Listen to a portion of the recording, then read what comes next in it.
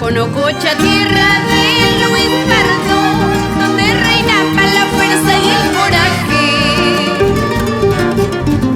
Callejón de Huaylas, tierra de Atus María, revolucionario llamado Uchco Pedro.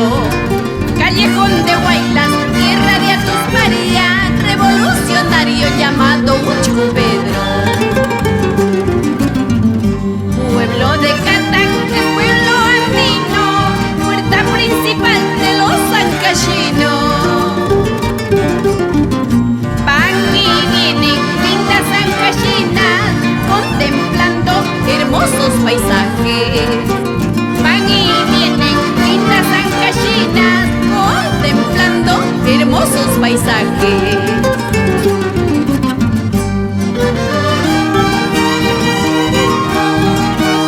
Esa guitarrita, señor Alejandro Bermúdez, toca con ganas.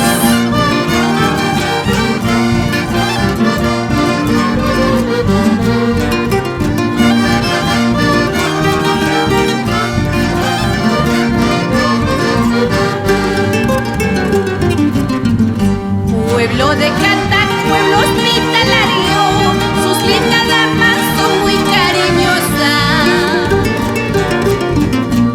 Aquí preparan rica yuca casqui, sírvanme para probar sazón cataquina.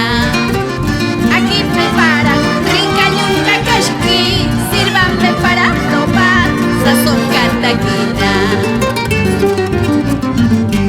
Quiero tomar yuca casqui con un poquito de veneno para morirme en tus brazos, sepultarme en tu pecho. Quiero tomar yuca casqui con un poquito de veneno para morirme en tus brazos, sepultarme en tu pecho.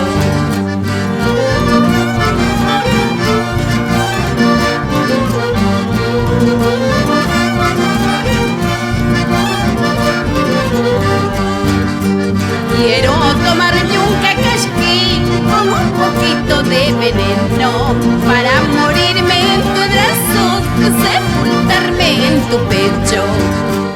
Quiero tomar yuca casqui con un poquito de veneno para morirme en tus brazos, sepultarme en tu pecho.